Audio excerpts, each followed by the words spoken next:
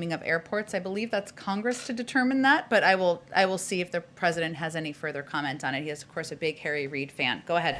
Thanks, Jen. I have a couple different questions. First of all, is the president going to release a statement or say something about Rush Limbaugh? I know, obviously, the news just came out in about the last hour before I had come out.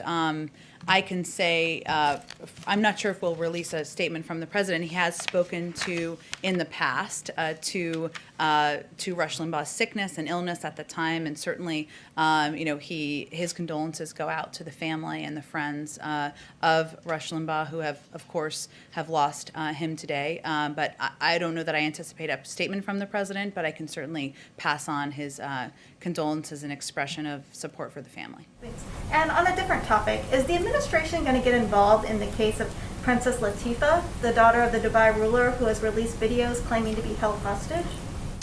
I'm happy to follow up with our national security team on that particular question as well. Go ahead in the back. Thanks, Jen. I want to ask you about the meeting that's going to take place in a little bit with the labor leaders. Richard Trumka, head of the AFL-CIO, has said in the past that he believes the president learned a lesson with his Keystone decision that if you're going to make a decision in which jobs are lost, you should have a specific simultaneous announcement in which there are jobs added. Trumka said, quote, "I wish he hadn't," speaking to the president, "done that on the first day because the Laborers International was right. The Laborers International has said that 1,000 jobs were lost." I'm wondering, is the president going to bring this issue up when he meets with the labor leaders? Did the president learn any lesson, as Richard Trumka suggested, and is he open to potentially looking at this decision once again from another angle?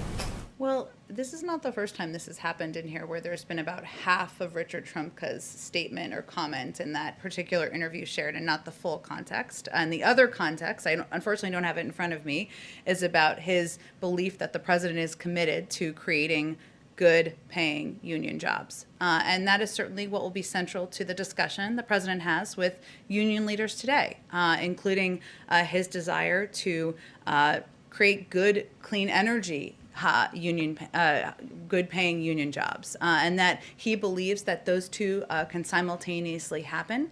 When he put out his clean energy plan last year, he had union leaders and environmentalists at the same table agreeing to the path forward, and he has a extensive record on this particular issue. I will say, since you gave me the opportunity, prior to COVID-19, the Bureau of Labor and Statistics reported that two of the fastest growing jobs were in the wind turbine and solar industries, and that's just the start.